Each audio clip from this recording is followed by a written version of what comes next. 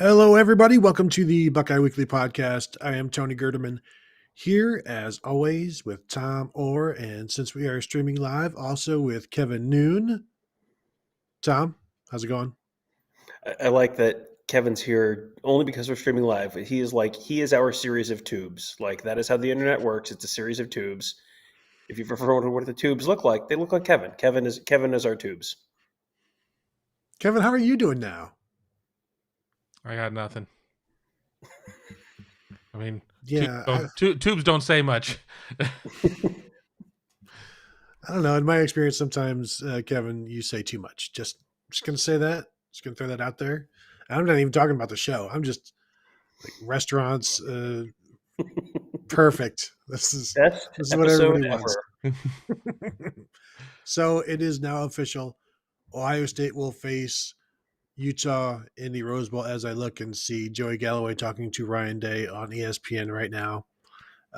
That's neither here nor there, but the Buckeyes will be in Pasadena January 1st. The New Year, the college football playoff games are the night before, which will be an interesting, situation for everybody waiting for the bigger game, the Rose Bowl, obviously. And so now we'll see Ohio State match up with Utah. Ryan Day just got done speaking with reporters. Has not looked much at the Utah Utes at this point. I'm guessing it probably won't take a lot of looking. It's just, keep your hands up at all times and no low blows, something like that when you're facing the Utah offense. He was asked about defensive coordinator, defensive changes, and he was not answering any of that. He said they're just focused on the Rose Bowl, which pretty much I think that's certainly what I expected him to say, Tom. Yeah, I mean, it was a press conference full of. This is the first time Ryan Day has talked since the end of the Michigan game. And so it was a press conference full of questions that everyone wants the answers to that Ryan Day is not willing to provide the answers to just yet. So there was a lot of like, oh, well, I wonder what he thinks about the Josh Gaddis quote about Ohio State being soft. It was like, well, I don't think about that much at all. Like, all right, well, all right. I mean, that's an answer you can give. Opt outs. You heard any opt outs? No, not yet. You expecting any? Well, we'll have to talk with guys. Like, yeah, is motivation going to be an issue? Well, it's the Rose Bowl. Yeah, honestly, the answer that I think was the most interesting to me, just in terms of the tone of the answer, was, you go back to when we were talking to Urban Meyer about the Rose Bowl in 2018. And the way he talked about the Rose Bowl was like, this was, they were annoyed that they didn't make the playoff, but, this was still, really something he was just genuinely excited to do. And, Ryan Day was kind of like, well, there's a lot of tradition and a lot of guys have played there and coached there. So it's an honor to be a part of something like that. But it was just very like, I mean, I know Ryan Day has talked about growing up watching a lot of football, and I don't know if the Rose Bowl doesn't have quite the same cachet if you're not a Midwestern person as it does for Ryan Day growing up in New Hampshire versus Urban Meyer growing up in Northeast Ohio. I mean, maybe that was part of it, but it was just I mean the tone of the whole press conference. I was trying to kind of place it, because we've sat through a lot of these press conferences now where it's Selection Sunday, and sometimes they make it and sometimes they don't. But this is the first time that it was after a game where they lost to Michigan and they didn't play in the Big Ten championship game and they didn't win the Big Ten championship game. And it was just like, it was interesting to me how different the tone of the whole thing was. It was just, normally there's a lot of excitement. There's a lot of, it's upbeat, even if they miss the playoffs. It's like, well, we have a chance to end the season on a great note. It was just kind of like it was just very pro forma to me. Yeah, Kevin, I think he could have gone another week without talking to reporters. The Rose Bowl thing, I don't even know. Certainly, there's some Midwestern thing there, but I'm of the opinion that the Rose Bowl is overrated. I don't know if it's a generational thing as well. Like, not necessarily overrated, but it's certainly. I mean, it groups itself in with the Sugar Bowl, the Cotton Bowl, the Orange Bowl. So it is one of those bowls. is it great just because we say it is? I mean, it was awesome being there. It is awesome being there. Kevin, I don't know how much that really, because I picked up off the same thing that Tom was talking about with Ryan Day. Like, he's telling people this because that's what people have told him. Like, I mean, he's experienced it, but do you think he's as motivated and moved by it as a generation behind him or generation west of him, I guess? Well, I think that's hard to answer at this point. It was a poorly kept secret that Ohio State was going to end up at the Rose Bowl just based on contractual tie-ins. And asking me about the Rose Bowl growing up 50 miles from the Rose Bowl. I mean, the Rose Bowl was always a big thing. The Rose Parade was on every channel on Los Angeles television. So, I don't like it here on NBC, so I'll watch it on CBS or NBC or KTLA or KTTV or KCOP, and I could just keep going down the list. So I've grown up with the Rose Bowl my entire life, and I can understand somebody who didn't grow up with it as being kind of an end all be all thing. I moved from Southern California to New Hampshire, so I know both ends of this very well. I lived in Londonderry, New Hampshire for 2 years. I just happened to be there a little bit before Ryan Day's playing day, so I never got to see him. I'm 7-8 years older than Ryan. I think as time goes on, the excitement will get there a little bit more. I mean, he's still chapped about the Michigan game. He's still chapped about a playoff that is, I think it's pretty winnable. I look at the 4 teams in there, and I don't see. We're not talking about Georgia the way we talked about Georgia a week ago, 2 weeks ago, 48 hours ago. I think it's a missed opportunity. I think that when a head coach sees his team get punched in the face repeatedly, the way that Ohio State got punched in the face, that's not going to sit well. So honestly, I don't know if there was a destination that Ohio State could have gone to this year in terms of a bowl that was not in the playoff that he would have sold. As I tweeted, I hashtag no sell. He just no sold the entire press conference. Yeah, that's a pretty good take there, and it is still raw. You could tell just by listening to him talk, and it's something that he said would take a while to get over. And really, that's where also the bowl game comes in, and playing at a place like the Rose Bowl, where that helps clean some of the wounds, makes you feel better, provided things go well.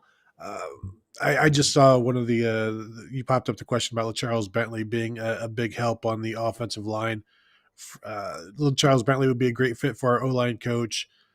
He's got his own thing. Like, that's he's happy. He doesn't want to recruit. Love the guy. He's successful doing his own thing. Yeah, go ahead. That whole Chris Carter with an H and Brian Bobeck and Antonio Underwood class that had LaCharles fingerprints all over it.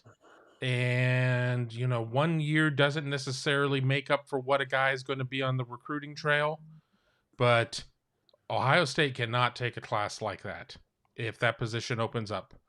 Ohio State has to hit on a higher percentage than it's been hitting recently on the offensive line, and that's even still falling into the Paris Johnsons and Donovan Jacksons of the world.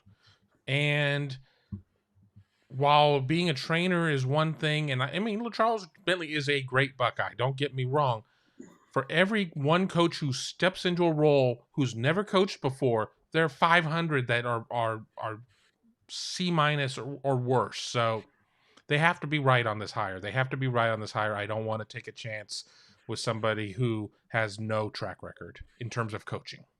But Kevin, Ohio State has an offensive line coach. Tom, tell him. Sure does. I threw an if in there somewhere. Oh, I threw an if in there somewhere. Trust me, I have been so careful on everything I've said here. There was an if in there. Yeah. So Ryan Day didn't want to talk about defensive coordinator. Talked a little bit about Quinn Ewers. Said obviously he didn't want to get into their conversations, but was a little bit surprised that he left. And I wonder if that's because of their conversations that they've had throughout the season. Certainly, if he had conversations making him think he was going to leave, that then he wouldn't have been as surprised as he was. The Craig Young thing was just about more playing time, and I thought the question phrase was something like, was he misused or something to that effect. It was just, well, he just wanted more playing time, and he'll go find that somewhere else. And then, now he said that they're already kind of thin on linebackers, and they're probably going to be thin next year as well. So gonna have to. He was asked if they would look at the portal, and it's like, well, whatever you look and see, but they have to be a fit. Although, like the first question about the portal earlier in the session, he's like, they have to be the right fit. You don't want them upsetting the situation, but also sometimes you need them. And it's like they went and got Justin Fields, they went and got Jonah Jackson. It's like these guys that are difference makers, supreme. You still worry about how they'll come in and fit in, but you don't worry so much about hurting people's feelings because you need somebody. And they might be in that situation at linebacker because you look at what they have and you're putting your hopes on like 3 or 4 guys who were up and down this year. And who knows if Al Washington goes, they bring in somebody new. Like, how will those players take to him? How will he take to these players? And I think you want more options rather than fewer. Well, you're right now not quite at a crisis point, but you are crisis adjacent in terms of depth at linebacker right now with Craig Young going. How many truly healthy options do they have at linebacker right now? Steel Chambers has been pretty healthy all year for the most part. Tommy Eichenberg has been pretty healthy for the most part, other than getting the flu before the Michigan game. Cody Simon's been banged up. Paula Ienaoteote has been banged up. And you're already running out of linebackers. Beyond them, it's Reed Carrico, who has really not played. And, based on the fact that they've been so thin and he hasn't even been really a topic of conversation, that suggests to me that he's probably a year or more away from being ready to contribute. So now you got 4 guys and 2 of them are banged up. And it's like, it's great if they want to go to a 4-2-5 look, but, if you only have 2 linebackers, then that's not a choice. That's not a strategic choice. That's just we're out of linebackers, so I guess we have to play a 4-2-5 now because if we play a 4-3, we're going to just have like an empty chair out there. So that's that's a problem. And the good news is that you're probably not going to have too many more guys transfer because congratulations, when you get 2 linebackers or 4 linebackers in 2 spots, everyone's in the 2 deep. So I mean, immediate path to the playing field. So that's good news. But yeah, I mean, it's a problem because you've now lost 3 guys who were in that conversation since the start of the season. The season's not even over yet, and 3 of them have transferred already.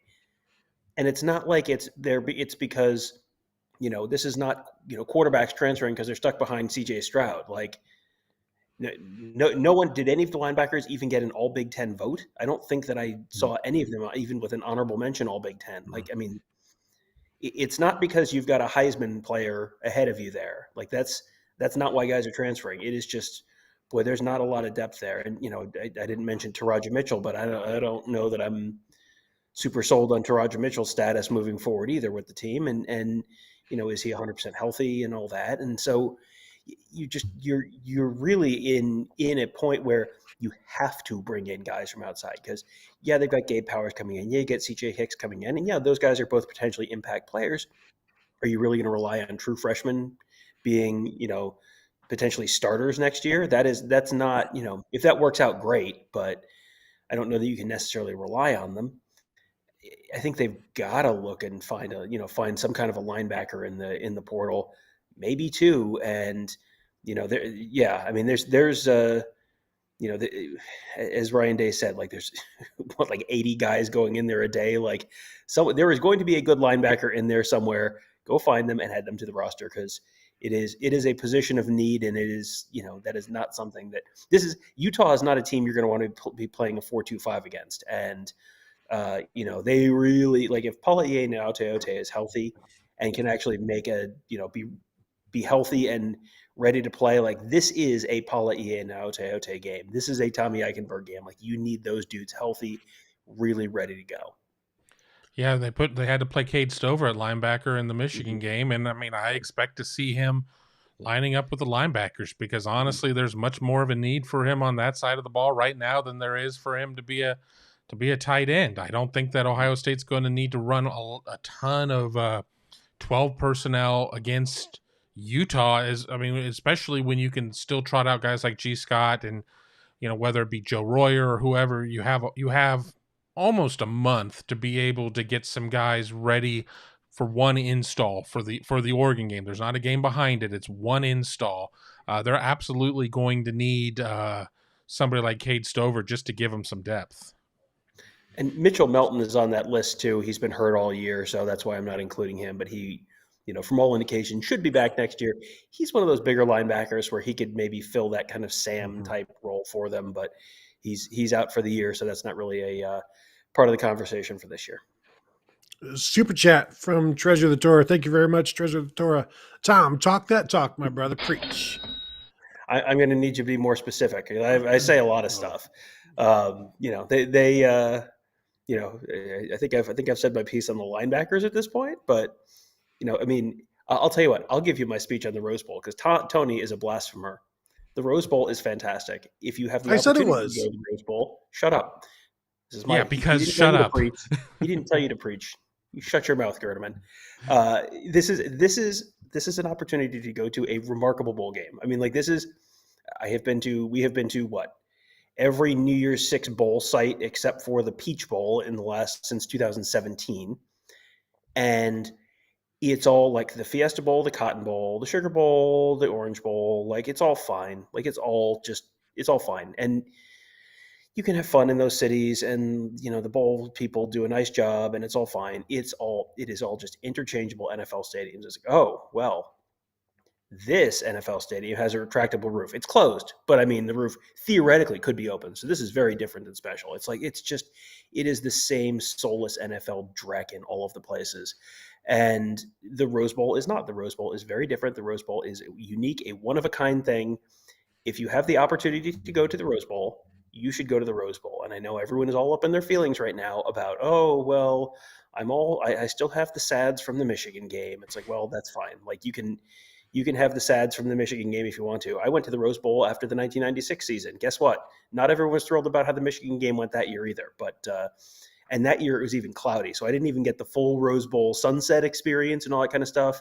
But I went and did the parade, and I went and did the game, and it's like you see the sign outside the stadium, and the field's painted all pretty, and it's just like if you grew up watching the Rose Bowl, you walk in there, and it's like, oh, this is the Rose Bowl. This is like, and the sun is always shining, almost always, and get the sunset in the third quarter, and it's usually a pretty good game.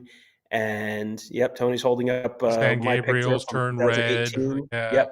Yep. The mountains start turning pretty colors in the middle of the third quarter, and you can be sitting in Ohio where it's going to be 31 degrees and cloudy and gray, and get dark.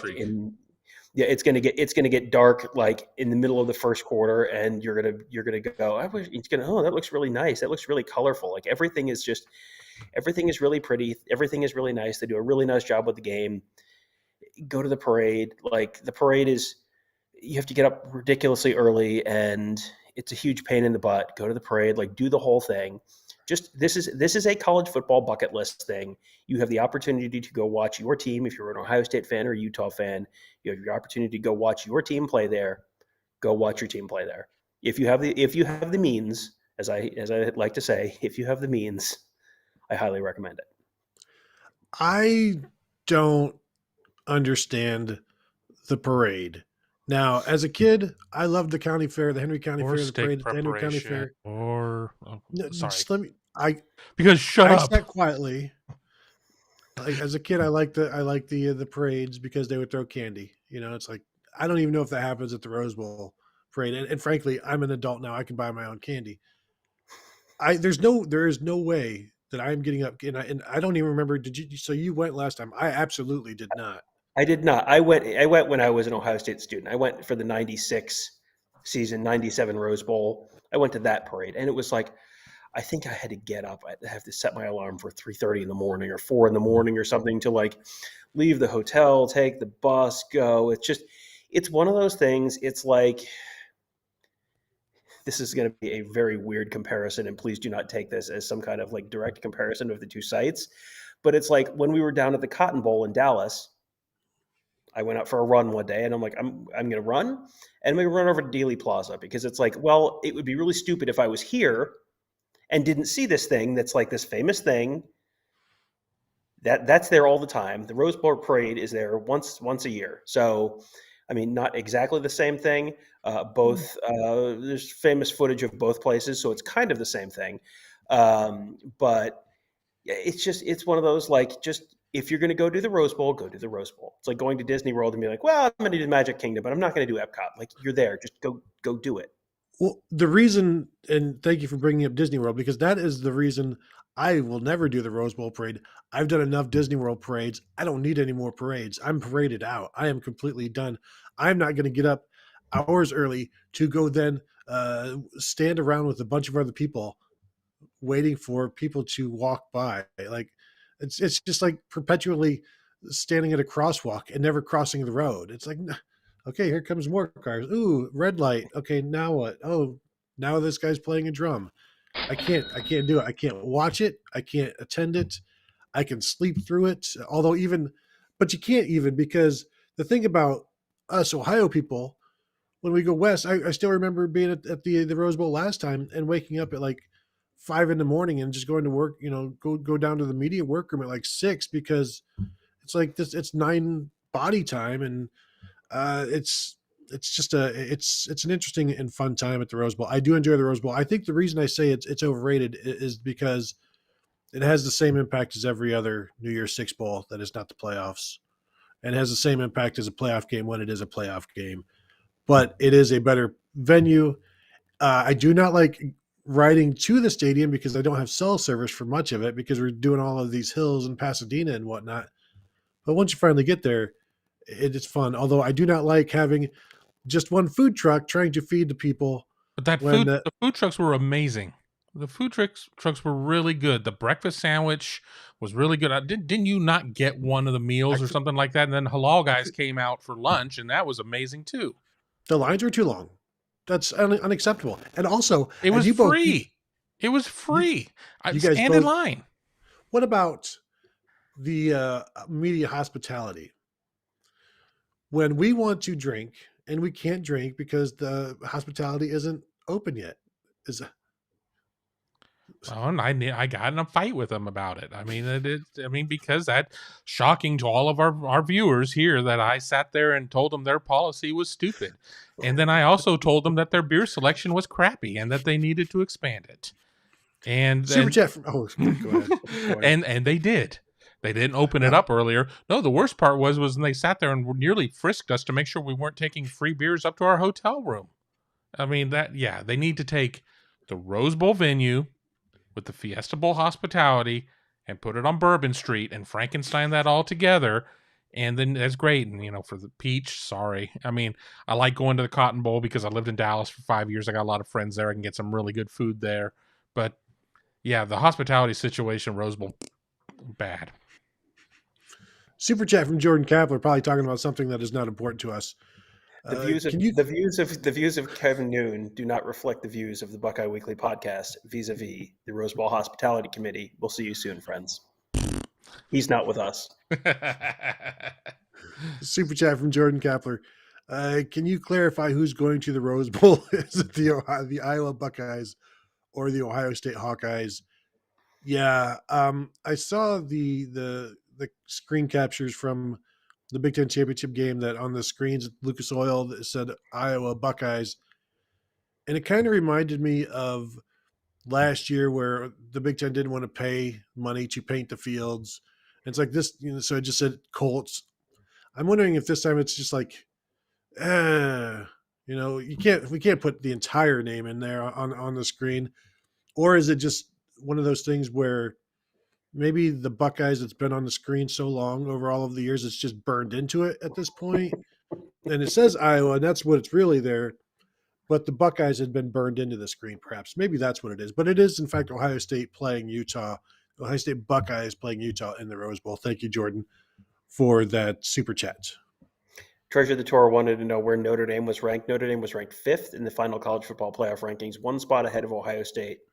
This is one of these things that doesn't matter, but I'm genuinely unclear why on earth Notre Dame is ahead of Ohio State when Ohio State has a 49-point win over the number 10 team in the country, and Notre Dame has, unless I missed one, 0 ranked wins and lost to Cincinnati and lost at home in a not particularly competitive game against Cincinnati, and basically didn't play anyone for the most of the rest of the year and played absolute hot garbage the last month. And it's like, well, they didn't lose. Like, yes, well, congratulations. They were playing like the bad half of the ACC. Like, this is a down year in the ACC, and they didn't even play either of the 2 teams playing in the ACC championship or Clemson.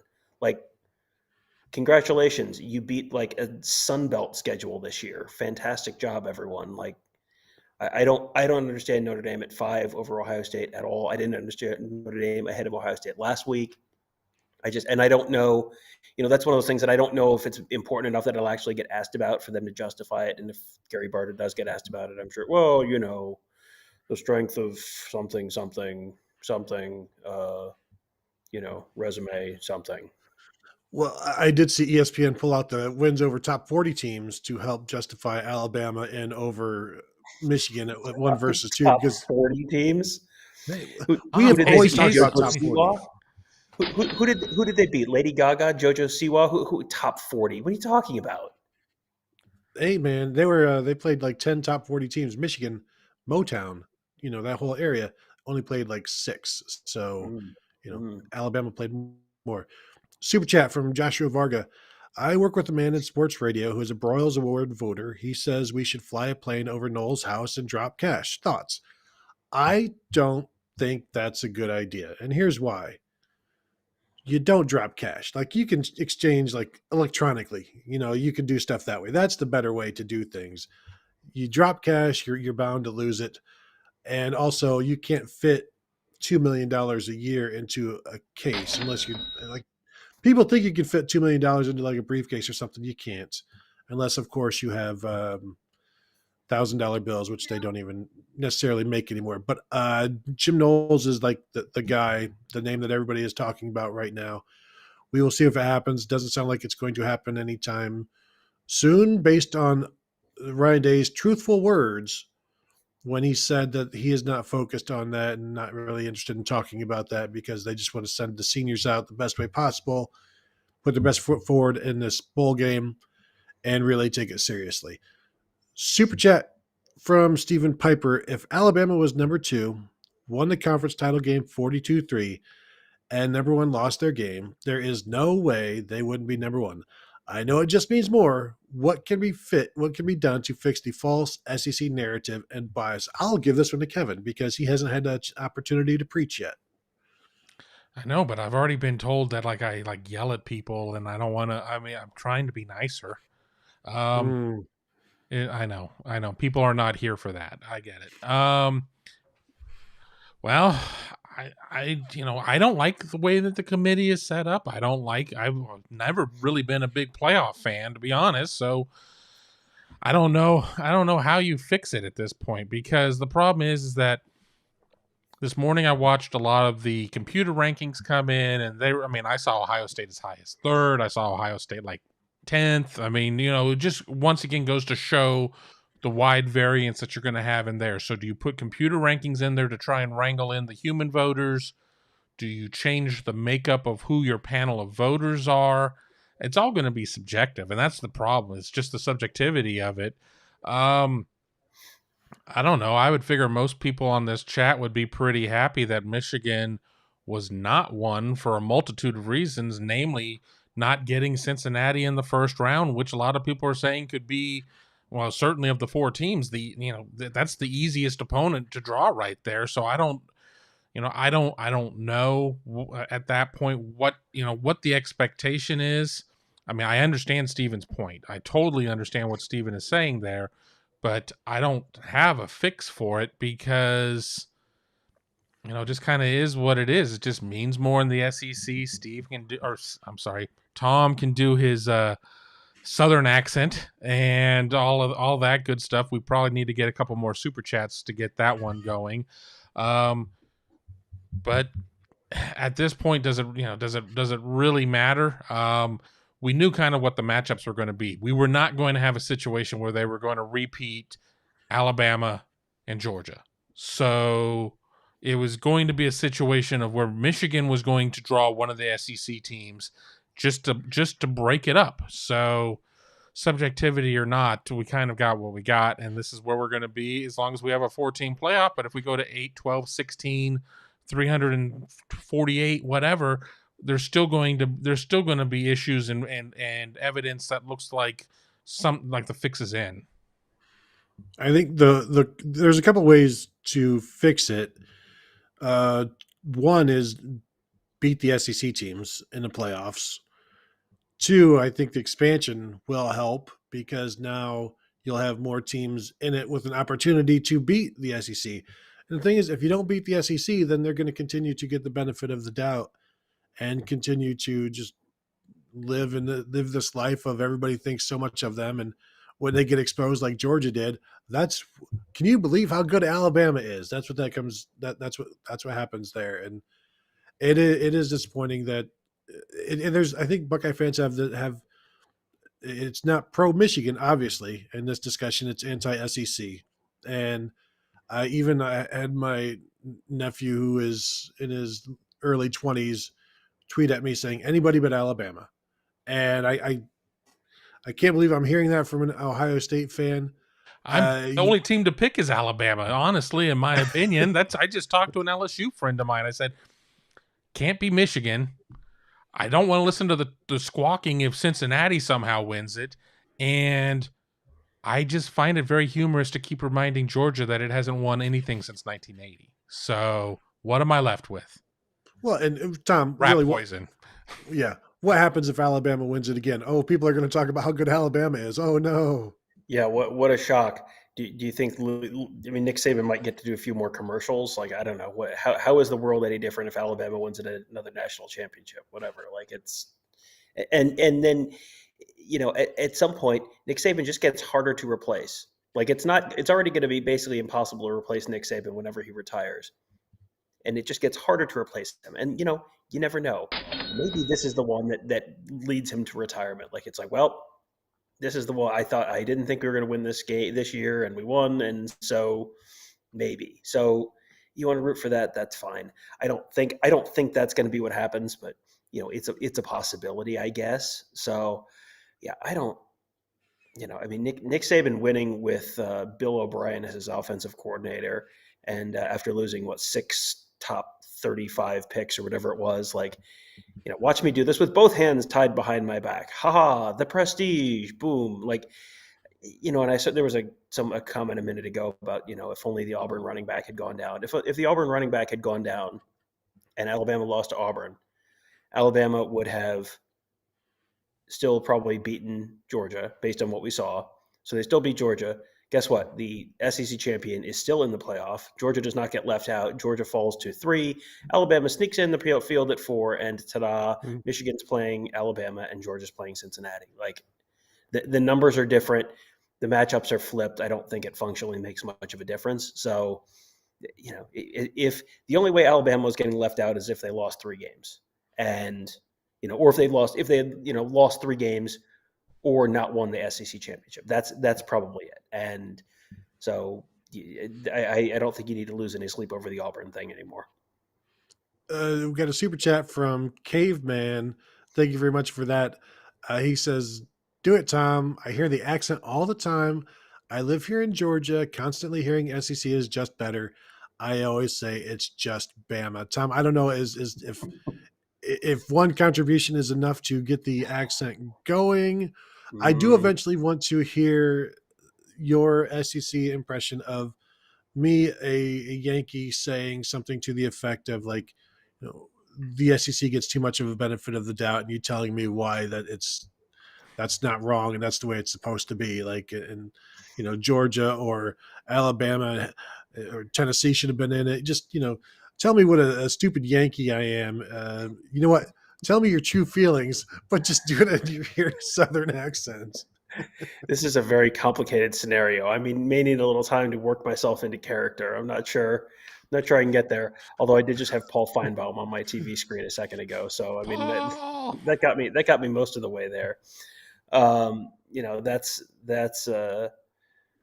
yeah, it's oh goodness, Jordan Kapler super chat. Well, I was Tom, going to can say you tell us I got them in order. We got all Joshua right, Vargo first. Joshua Virgo, does Cincinnati making the playoffs make a case that there isn't a huge need to schedule difficult out-of-conference opponents, replacing Oregon and in? I mean that's not that is a fair I think Michigan makes that case this year, don't they? I mean, Michigan, theoretically they tried to schedule Washington, and you didn't know what Washington was going to be, but Michigan played a terrible non-conference schedule. Nobody talked about their non-conference schedule, and that didn't hold them back at all. So, I mean, the playoff expansion, the thought has been that will encourage you to schedule better out of conference games because one loss does not necessarily kill you, and you can get in at 10-2. Even if you lose to Oregon or if you lose to Notre Dame or Texas or Alabama or Georgia or any of the other series that are coming up. I think there's oh my goodness. I'm gonna have to retire from voices at some point. This is no. I was going to say voice work pays the bills. I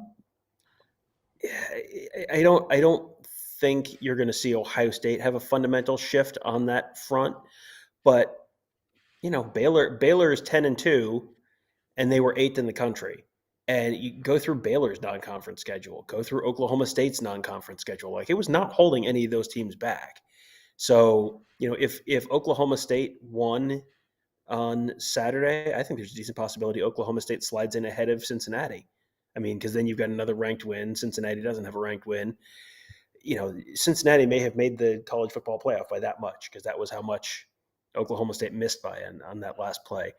So yeah, I don't know that and Cincinnati's issue is not the out of conference schedule, it's the conference schedule. Like, it seems like if you're gonna run the table, they almost don't care who you're playing as long as you have like one or two brand names on there. And if you're playing in a half decent conference, of course you're going to do that because that's your conference schedule. Yeah, the reason for scheduling a tough non-conference game is if you lose that, you get a little bit of a benefit of the doubt, provided you don't lose anything else. You win it, you get like it gives you not the winning obviously gives you the benefit of the doubt rather. And if you lose a game later on, it's like, well, yeah, but they did that. However, if you just don't play it, then you don't have to worry so much about the losses. I don't want anybody to go that way, but again, look at Michigan's non-conference schedule next year. It's terrible. And now, without any further ado, and John, you're going to be busy here for a little while. Yeah, I was going to say, once I put you on the single, I'll switch it once you start Kapler's request, and then you've got Stephen Piper's request. And then also, I mean, there is still also the SEC, the other SEC voice that we're looking for. So, Tom, get some tea with honey as we get ready for this. I can't read it now, Kevin. Super chat from Jordan Kapler. Tom, can you tell us what the meaning of Christmas is in the voice of Brian Kelly? By that, I mean Foghorn Leghorn, not Catholic Brian Kelly. My Foghorn Leghorn is not particularly great, but I will do my very best to at least give you a some kind of a Brian Kelly adjacent Southerner. Well, I do declare, son, that the true meaning of Christmas is to get a bigger contract from a bunch of hayseeds down in Louisiana to coach the Tigers. Because the true meaning of Christmas is to get your stocking stuffed with so much cash. Because at Notre Dame was simply not enough. It did not mean as much. Because in the South, son, it just means more. And if you don't understand that, well, bless your heart. Now let's go get a poor boy. That was my favorite reaction to the Brian Kelly news was someone imitating Brian Kelly, just walking into Mothers in Louisiana, in New Orleans or something, and saying, "Yes, I would like a poor boy, please." Hello, That's fellow kids. Fellow Steve Buscemi. Super chat from Stephen Piper, very nicely done, Tom. More from you here in a second. Super chat from Stephen Piper. Tom, in his SEC voice, talking about how appalled he is that Brian Kelly impersonated him at the LSU basketball game. I think we're just going to have to compile these and just do these at the end, because I'm not sure I can. I'm not sure I can come up with all of this material to properly Fair. honor all of our super chatters all at once. Fair. I do want to touch on King Chris. LaCharles Bentley would be a hell of a coach. Can or would he recruit? I know he used to work the opening. He told me like kids would say, if you go coach anywhere, I'll follow you. So I think he would be able to recruit. But as Kevin explained, he's already had a track record at Ohio State of not advising upon the best of talent in the area. And so there's maybe some scouting issues that people would have. Also, he doesn't want to be out on the road recruiting. The players come to him, and NFL players come to him, and he's perfectly happy. He doesn't have to, go flying out to talk to a 17-year-old after losing to Michigan, like all of the other Ohio State coaches. So I'm sure that has no big interest in his mind, because I talked to him about it years ago, and he's just no, he's happy doing what he's doing, and that's the case for a lot of former Buckeyes. Brian Hartline is the unicorn. He's not what happens. I mean, this is a guy who volunteered for the bowl game in 2016 for the Clemson game to volunteer to play receiver on scout team. That's where he started, and wasn't really trying to do it to get into coaching, just trying to help out. And that's sometimes that's where you've got to start. Sweeping up the locker room, stuff like that. A couple of people have asked about the line for this game. Scott Varner just asked, is Ohio State favored in the Rose Bowl? The opening line was 8. Ohio State by 8. Over under is 65. So you figure that's 36 to 28 or so is your kind of projected score there if you're going to combine those two. So that is Ohio State by 8. Georgia favored by 7.5 over Michigan on the other in the what is it, the Orange Bowl. That was when I saw it open at like 8, and so it's already going down a little bit. Mark D'Antonio back as defensive coordinator. No, he's enjoying retirement too much. No, zero interest on D'Antonio's side. I can't even speak for Ohio State's side, but no interest. Yeah, so that's not going to happen. I think right now there's just a lot of talk about Oklahoma State's Jim Knowles, and we'll see how that goes. But there may be news, but I don't think you'll hear anything from Ohio State until after the bowl game. Treasure the Torah, Tom, Tony, and Kevin. I do not celebrate holidays, but very soon I'm going to give you a $500 super chat just to say thanks for everything you all do for us. Thank you for everything you do for us. Thank you, all you guys, for all of the contributions. We appreciate them all of them. And if you're not talking with us, then it's just us talking to each other, and we do that enough, frankly, too much. I do want to talk about players opting out, because I know I've seen it asked a few times. And if you missed it, Ryan Day said he doesn't, I don't know if he said he doesn't expect any at this point. He doesn't know of any. They'll talk about it. So let's talk about it. Who are these possible opt-outs? And I'm just going to go from position to position, and you guys can stop me. I don't see it being C.J. Stroud. I don't see a running back doing it unless, let's say, I don't see Travion Henderson doing it. I don't see a healthy running back doing it. Yeah. Well, I mean, you could have someone who decides they're going to transfer and decides they don't want to do it. That's a possibility, but no one is opting out for the NFL in the running back room, I would say. Now you've got Chris Olave and Garrett Wilson at receiver. Those are the two that I think everybody, I don't know if we expect, those are the two to know. And so I don't know where they are right now. I know I had one NFL guy say they don't need to play. So I'm sure. And again, these guys all have agents now as well because of NIL. So they're going to be getting all that kind of advice. Tight end, Jeremy Ruckert. I don't know that he's in any position to say, no, I'm good. I'm just going to I'm gonna set my I'm gonna score. sit on 19 right now. I'm good. Yeah, right. So I would expect him to play, and then you get to the offensive line, and you're looking at Nicholas Petit-Frere, Thayer Munford. I expect DeJuan Jones back, so I don't know that we would even need to talk to him. And for me, and you guys could jump in here, like neither one of Thayer Munford or Nicholas Petit-Frere ended well enough to think that okay, I've put my best on film. I would expect them both to play because that's not how you want to leave the room, basically. Right. Yeah. You don't want your last impression for the NFL to be Aiden Hutchinson and David Ajabo just living in the backfield. That's not, and that was not all on either of those guys, but that was. I'm certain they would feel that was not a great, would not have graded out as a champion performance if they had won the game and Ohio State had awarded champions. They don't award champions on losses, so we will never know for sure. But I suspect that neither of their performances would have graded out as champions. So why? So let's move. Yeah, go ahead. Yeah, so let's move to the defensive line then, with maybe Haskell Garrett, but he's the guy who came out and apologized for the Michigan loss. So I wouldn't expect him to sit out that game.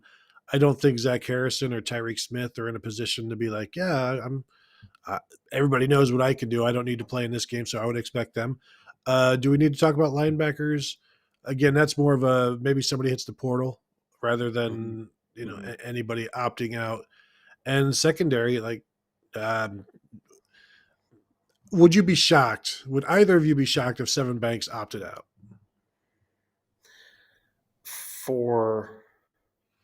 I mean, for the NFL, I think it's possible. Like, yeah. I think it's possible Seven Banks doesn't play because he's been banged up. Yeah, well, there you go. The injury, yeah. I would be pretty darn shocked if Seven Banks opted out and said, "I'm taking my talents to the NFL," because I don't. Who was it? Todd McShay or someone had him as a first rounder. Like, I don't. He had some health issues throughout the year. There was nothing. Nothing this season. And again, this is not a reflection on him. He was not healthy this year, but he did not put a year of first round film out there. So I would not expect him to be.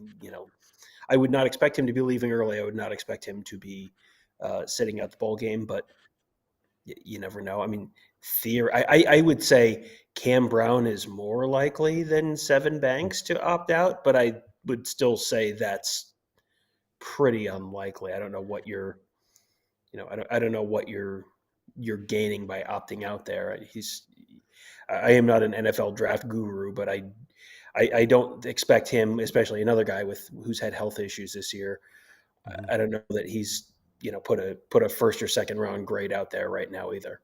Right. No, it's two candidates, and that's really it. And that would be Olave and Wilson, period. And I've heard the same things that Tony and Tom have heard too, that, the belief from NFL types so that they don't need to put anything else on tape. Sometimes it just comes down to they just want to play one more game with their, with their teammates, with their brothers, and then that's what they're going to do. So it's just going to be a matter of, head or the heart, really what kind of, what prevails at this point. Mm-hmm. I wouldn't be surprised if one or both did opt out. I wouldn't be surprised if both of them played. It's just Ohio State, for everything that's going on, for all of the hand wringing and gnashing of teeth that are going on. Ohio State is not a program that's dealing with a lot of culture issues. It would not surprise me if the strong culture at Ohio State had it to where everybody played in that game. And, Chris Olave is 64 yards shy of 1,000 right now. So, and, we talked on one of our shows semi-recently that he had a couple other potential Ohio State career records, maybe within reach. Maybe if he had a huge, receiving day, he might be able to, at least move up those rankings. And, he's a Southern California kid. So maybe playing at the Rose Bowl means a little bit more for him than it does for a Texas kid like Garrett Wilson. So I would say, if you gun to my head, say one of these guys is going to opt out, which one is it? I would say Garrett Wilson opts out. But it could be zero. It could be both of them. And neither one would surprise me really at all. Yeah. And I think right now, from my understanding of my own opinion, Garrett Wilson is probably the higher ranked guy, and Chris Olave could maybe earn some more, better his position more so than Garrett Wilson. Super chat from DK. Which Buckeye true freshman gets drafted highest? We can all three make a run at this one. I will let Kevin go first if you would like. I kind of gone round and round. I think the trap answer is Trevion Henderson, but we know running backs don't generally go that high on the board. So it has me between a couple of positions and has me between three players. And if I name all three of them, then I'm really cheating, and then I'm icing the other two guys out. So I'm going to say Denzel Burke. I'm going to say Denzel Burke because of the value of corners, and the other position is another position that can rank pretty high, but I think corners is just in terms of modern draft strategy is just where it is, and I think Denzel Burke is just that special that we've seen enough out of Burke to see what this upward progression could be with 2 more years with him being the guy, and I'll say Burke. That's I was going to go with Burke, and if it's not Burke, it's one of the defensive linemen, and so I'll say second place JT Tuimoloau maybe. I mean, and that's purely because he's a little bigger and a little bit ahead of Jack Sawyer right now, but I think the answer could be any of the three of those guys are a top 5 pick in 2 years, or all three of those guys are top 5 picks in 2 years, and I wouldn't fall out of my chair. I think you could make a pretty decent case for any of them, but Burke was the one that I kind of landed on because I think he's already so far ahead of where like Jeff Okudah was at this point of his career, and we saw Jeff Okudah turn into a top 5 pick. So I'm gonna say him, but you could talk to me about either of the defensive ends, and I'd say yeah, okay, sure. What about, would either of you guys be shocked if it was Tyleik Williams? I mean, he was number 4 on my list of guys that I was kind of thinking about, 4 or 5, with you put Henderson. And again, I felt that Henderson was kind of a trap because of the position. I just think that there's such a run on corners and such a run on the end position. If it ends up being Tyleik Williams, Ohio State's going to be thrilled. Is going to be thrilled because that means he's going to end up being quite special. Interior defensive linemen, they don't grow on trees in terms of how they show up for the draft board. So that would be something.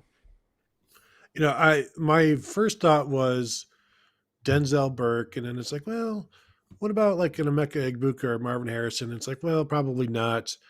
Then I latched on to it's going to be JT Tuimoloau. But then as I get to thinking, Kyle McCord, let's not forget, like if he gets to be a starting quarterback at Ohio State, he's going to have a very good shot of being a top of the first round guy. And wherever depending on what the quarterback class looks like in 3 or 4 years, you could be the number 5 pick or you could be the number 25 pick. So I think the thing is there's legitimately 5 or 6 or 7 guys that you can choose from and not be shocked. And then who knows, watch that, it ends up being like Mike Hall or something like that, completely from a little bit from left field. So it's a good question. And it's probably a question we can ask each year. It's like, okay, now next year, which sophomore will be drafted highest?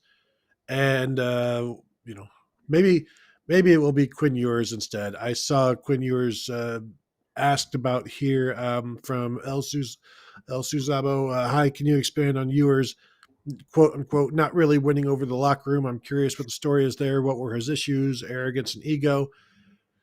I just think it's hard for a high school junior to come in to a working locker room that has been together mostly since January, February in workouts. And then you've got high school junior come in September or August or September, too late basically to do anything. And it's almost like I would describe it as an exchange student, and it's like when we had exchange students, they were you try to include them, but still, like they're very much a fish out of water. They're not necessarily hanging out with all the cool kids. It's not an easy thing for them, and you are just trying to stay above water as best you can. And then you come in, but you're also this is a very confident kid who is now like cashing checks and driving a big old truck to practice, and a lot of the stuff can rub some people the wrong way because you just showed up and you're already decked out like this, and that's not what anybody else showed up like. And so there's there's always just the newness of it, or oh, here comes this new kid, thinks he's going to do this, thinks he's going to do that. I've been here for a year now and he's coming to take my job. No. So I think it's like any other industry really, where somebody new comes in, and even if they don't think they're hot stuff, you think they are, and so you're automatically like, I'm already against you. And then if they don't ever convince you otherwise, then it's probably going to stay like that. Well, and the issue too is that he wasn't there with any member of his recruiting class. His recruiting class was the year beyond that. So, yes, there were players that were there as part of his recruitment who were trying to bring him there. Hey, we need you to help us bring this hot shot player in. But then he comes in. I don't care. I don't care if you're the most outgoing extrovert in the world. Going into that type of situation, into a locker room of 119 other players, between scholarships and walk-ons and everything else, if you get a roster up to about 120, obviously 85 on scholarship, and it's like, okay, well now you're thrust into this. He probably didn't know how to handle it very well. Other people are like, I don't know. As Tony said, he's coming in to it just wasn't going to be a great mix at that point. So that's why I think that, especially with it happening at the 11th hour, if it would have been something that would have happened 5 months prior, hey, he's going to reclassify, we know this, he has a chance to try and build some relationships, but it could be a very lonely situation. I remember how homesick I was in college, and Lord knows that I wasn't a top recruit or anything like that. Hell, I was barely hanging on academically. I was, a mess. And I can only imagine when you're under the brightest of spotlights. I mean, so it just didn't work out. And I think it's going to be a cautionary tale when guys sit there and say, well, I'm going to reclassify to get me some of that NIL money. I think it needs to be handled in a very different way, because I think we've seen it happening at the last second. Maybe doesn't work. That's not the fault of Ohio State. That's not the fault of Quinn Ewers. That's not the fault of anybody. I just think it's the reality of the situation.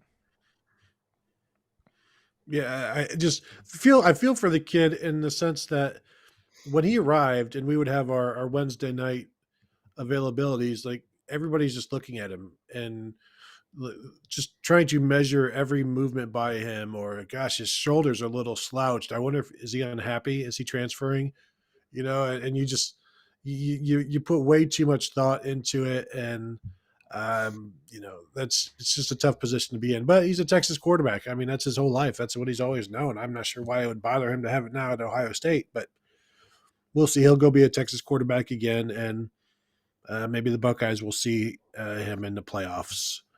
Just We shall watch see. him end up at Texas Tech. Nobody willingly leaves Columbus, Ohio, to go to Lubbock, Texas, and I've been to Lubbock, Texas, and it ain't South Lake, Texas. Let me tell you that. South Lake is much more like Columbus than it is like Lubbock, where it rains dirt. I saw somebody say there's a rumor that Garrett Wilson is going to play, or going to return actually, and not enter the NFL draft. I know I saw somebody else mention that a couple days ago. I will believe that one when I see it, and I'll be fine being wrong about that one. I just, Chris Olave Last year, surprised yeah, us. yeah, You know, yeah. Last year, I would have bet the farm that Chris Olave was turning pro, and then he didn't. And so you never say never, but yeah, I will I will believe that when the NFL draft declaration deadline has passed and Garrett Wilson is still in the Ohio State program, and not a moment before then. We're gonna have to, now that you've got all of these super seniors and the extra year last year, like you've got to wait. We had to do this last year. You got to wait till players announce that they're leaving, including like the seniors. And it's a very, I don't want to say it's an annoying thing, but you don't know who's leaving or going until they tell you. And this is Garrett Wilson. This is Taraji Mitchell. It's like, I guess we can just keep hitting refresh in the OSU People Finder if nobody says they're leaving to find out if they're still enrolled or anything. But that doesn't mean anything either. It's just a very difficult time to try and cover a football team. That's all I'm trying to tell you. And there was another departure today. Jagger LaRoe is apparently in the transfer portal, backup, walk-on quarterback, who he had walked on senior day and put out one of those "thank you fans" kind of graphics. Mm-hmm. So that is not a big surprise. I guess my surprise was I figured he was leaving and going to go do whatever he was doing after graduation, but he may be trying to go catch on somewhere else as a backup. He transferred to Ohio State from Texas A&M earlier in his career, so he's made a hop already. But that's just another example of we find these things out when the name hits the portal. El Suzabo, do you expect any more transfers out? Are we done now? No. Ohio State is not done. I would expect, and I'm not going to throw any names out there, but like I would expect 6 to 12. Like I went on the message board the other day. I went and looked and said I could see like there's like 13 guys. It wouldn't surprise me if they would go, and Craig Young wasn't one of them, I don't think. And we've seen Craig Young go, and this was just scholarship players. So I would expect, like I said, between 5 and 10. And if it's more than that, that's a lot. And maybe it'll just be 5 to 7 because not everybody you think is going to go will go. But yeah, there's going to be some more names coming for sure. Well, Ohio State needs to clear the deck to have room to sign its signing class. And then if Ohio State goes and picks up, Ohio State normally doesn't take multiple players in the portal. It's, they took Ruggles and Paulie Naoteote last year. They don't go out and get 4, 5, 6 guys. This could be the year that they go out, get 4, 5, 6 guys in the portal, to be quite honest. So there's going to be that sort of attrition, whether or not it's, we take the guys that we saw walk for senior day, whether or not they really walked or they sort of walked. And to Tony's point, are you gone? Are you thinking about it? You have to kind of get through all that. But if Ohio State's going to get to 23, 25 signees in between the 2 signing days for football and add 5 guys in the portal, and I'm just throwing a number out to throw a number out, you've got a clear space to stay at 85. So yeah, I think we're going to see some guys that just don't see a path to the field. There's always going to be a couple of surprises. As he said, Craig Young was a bit of a surprise. That wasn't somebody that I necessarily had targeted, but once it happened and you think it through, it's like, well, I guess it makes sense. So, we'll see. Yeah. And I see people reacting to the 13. That was just a high number. Like that, this is just players that fit the bill. And the description is usually like, you've been around for 3 years, you haven't played much. Yeah. And there are programs that have had more than 10 guys transfer out already, like in the portal already this year. I think Indiana might be one. Indiana might have like 12 guys in the portal. There's a lot of programs where you have, 8, 10, 12 guys in the portal. Ohio State has only had the 2 linebackers, 3 linebackers now, 2 quarterbacks. Is it just the 5 guys that they've had portal out? Am I missing someone? I can't remember anyone else leaving in the middle of the season. So I think it's like 5, 6, something like that. So Ohio State is actually on the low end right now, but a lot of that is the function of you're not going to necessarily transfer out while there's still theoretically a shot at the college football playoff. There's not, there's still theoretically a chance to go to the Rose Bowl, that ring. Like that. Go to the Rose Bowl, get your Rose Bowl swag, get a cool trip out of it, get a lifetime memory out of it, and then you can go in the portal. Like that's a thing you can do. So I would be very surprised if you didn't have virtually every program in the country have 8 to 10 guys in the portal. And, some of those are going to be walk-ons, and that's fine. But I don't think you're going to have very many. Ohio State has actually been, by and large, a fairly stable program in terms of transfer portal. Like, how many guys did Michigan have transfer out a year or two? Didn't they have like Yeah. 20 guys in the portal at once? I mean, and Michigan has done just fine this year. So, And those guys and, needed to go because there well, were yeah, some talent issues, and they've replenished. yes, yeah, and Michigan State had that. Michigan State had a big portal outflow and a big portal inflow. So you can do that if you want to manage it that way. 8 to 10 guys leaving in one off season is not necessarily, our pets' heads are falling off. That's not, that's just that's almost the cost of doing business right now. And, when it's guys who fit that profile that Tony talked about, like, hey, this is your third year and you're still not on the depth chart anywhere. Those are the guys where it's like that doesn't even register to me, because it's like, yes, that's the kind of guy who should leave, because that's very clearly, this is not a place where you're going to be able to do what you want to do. So go find a spot where you can do what you want to do. That's totally fine. If you have starters transferring out, that's like, okay, now there's a red flag there. The guys who fit the profile, if you have eight of those guys transfer, 10 of those guys transfer, like, yeah, sure. I mean, I guess that doesn't say great things about how you recruited a few years back, but that's just kind of like, this is the world of college football now. As Urban Meyer always said, it was 20-60-20. You go out and you recruit and you're doing well. I mean, 20% end up being your top line, really great guys. 20% end up being just didn't work out, and then it's what you get out of the 60% in the middle. You're going to have guys that aren't going to work out for one reason or the other, and it isn't always necessarily, hey, we didn't sort it out, we didn't figure it out. Alabama, I've seen 3 or 4 guys enter the portal from Alabama, and they are competing for a national championship. So, it's just part of the process.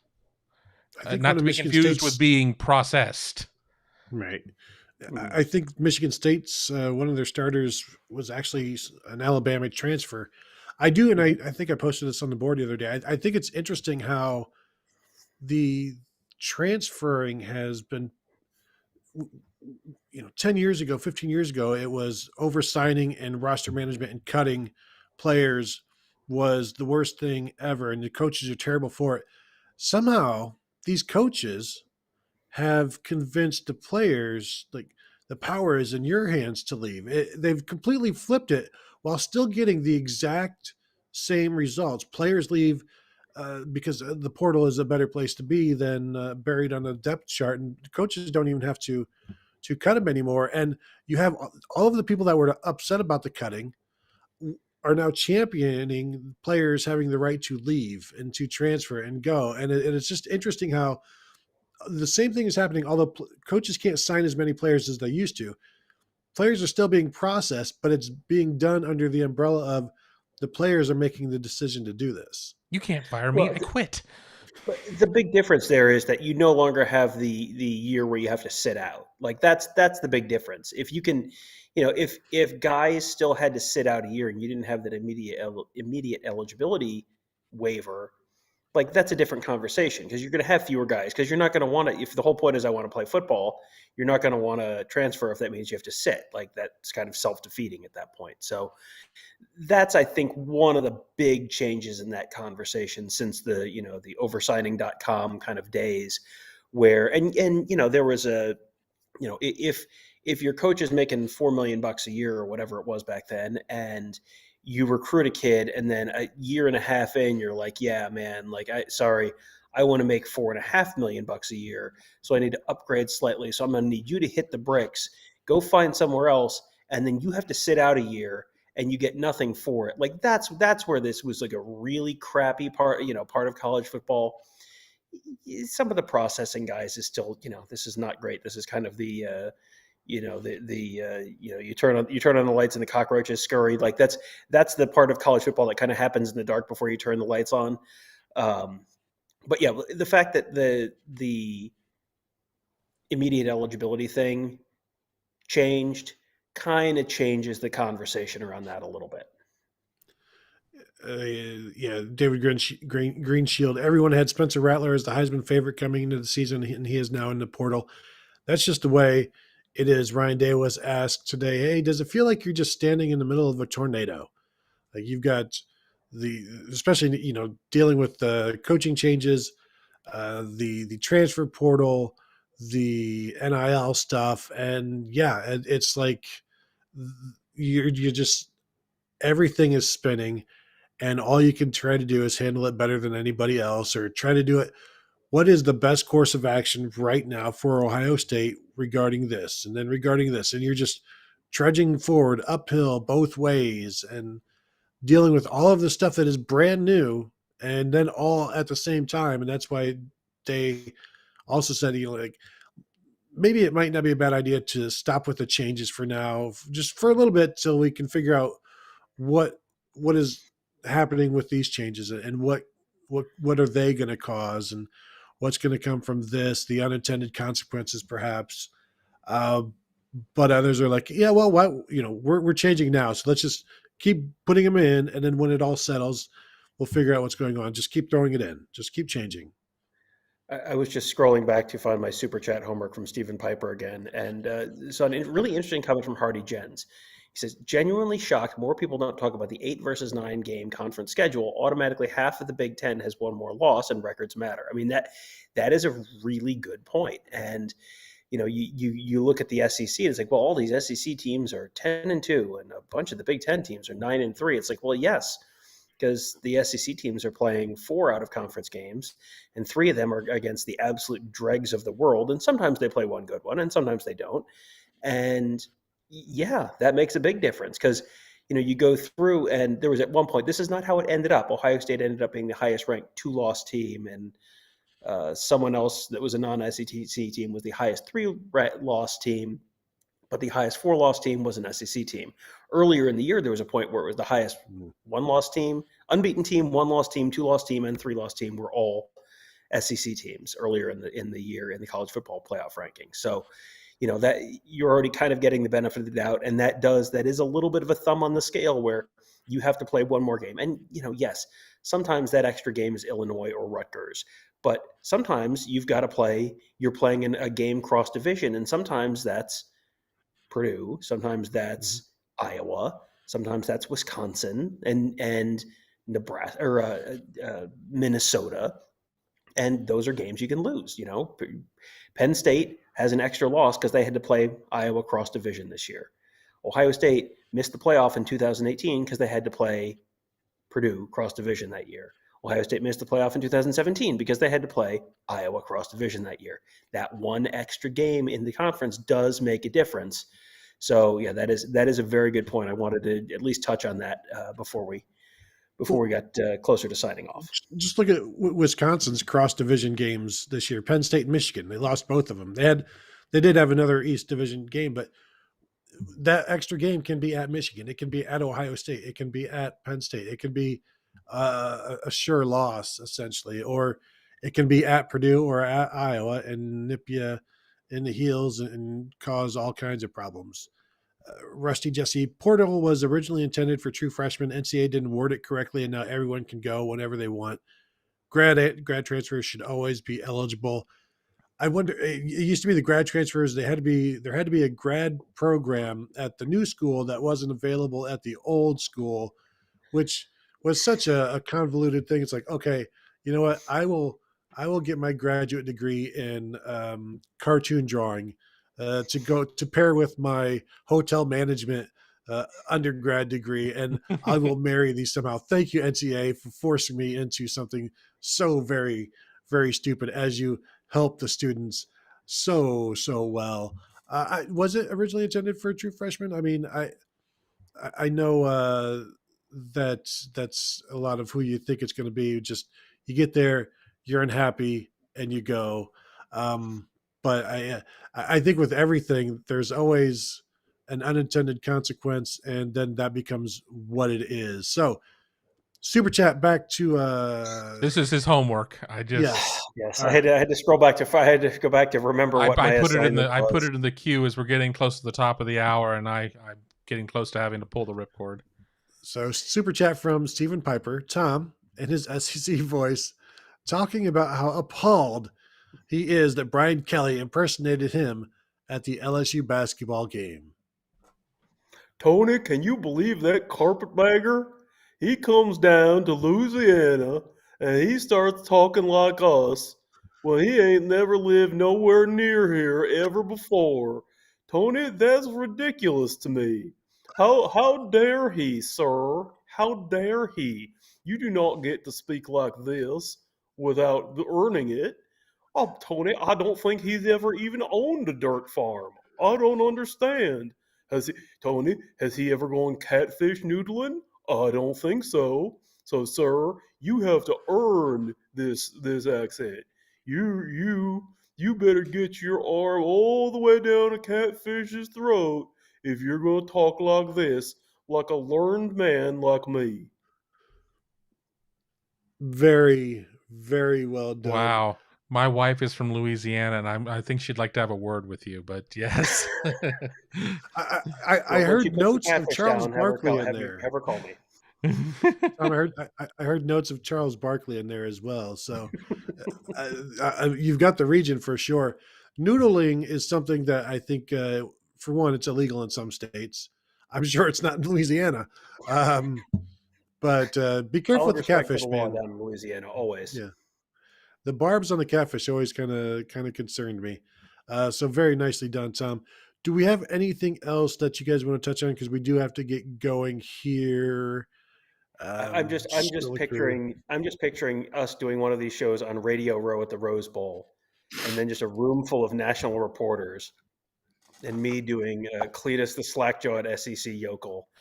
We may have to put that on. We may have to put that on hiatus if we're doing this in a more professional setting. We're not all. I mean, we can have you do that up from the room, and then Gerd and I can be down on Radio Row or whatever, and that way, hopefully, we don't get run out.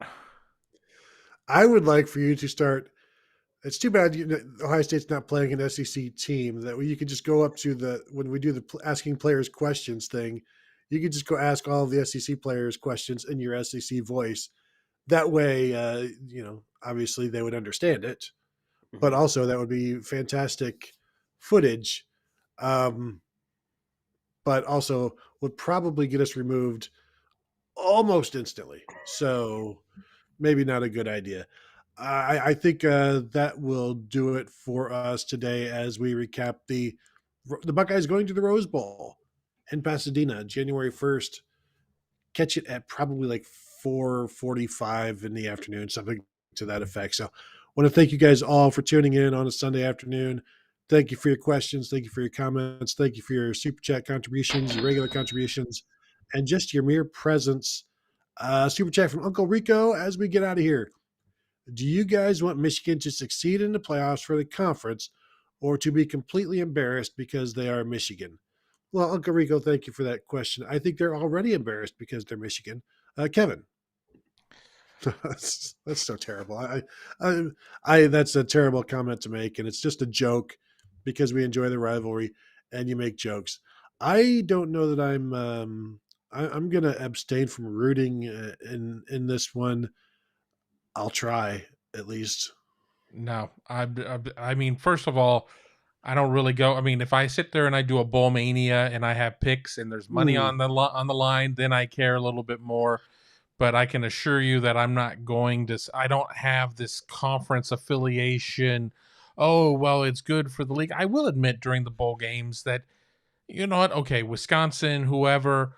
Okay, that's fine. Let's see Wisconsin do well, but it just generally doesn't cross rivalry lines. I mean, even for as much as SEC, it just means more. I don't know a lot of Ole Miss fans that are going to be pulling for Mississippi State. I know a lot of Auburn fans that are going to be pulling for Alabama. And I certainly, back to the Big Ten, don't know many Ohio State fans that are going to be pulling for Michigan, because just talk about a long 364 days.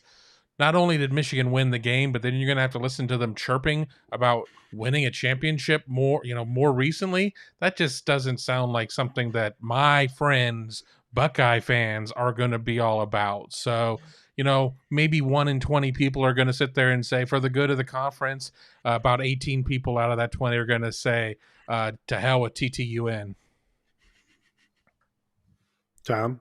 Yeah, no, I mean, having lived in the state of Ohio for most of the last 25 years or so, like, yeah, good luck. Good luck getting Ohio State fans to root for Michigan. That's if Michigan was like on that spaceship from Armageddon and like flying up to blow up the asteroid, like, I don't know that Ohio State fans could get Ohio State fans to root for a Michigan crew to actually succeed, because it's like, they're not going to shut up about this if they get back to Earth. Like, wouldn't it? Is an extinction level event better than having to listen to Michigan fans talk about something good that they did? Like, because they're going to talk about it. So, yeah, I mean, best of luck getting Ohio State fans to root for Michigan in literally anything. So Buckeye fans are like, exactly how extinct are we talking? I don't know if there's degrees of extinction, but complete or widespread. I can live with widespread. I don't know, complete. Okay. If you can't, listen, Buckeye fans, Big Ten fans, if you can't root for Michigan, root for Kevin Warren.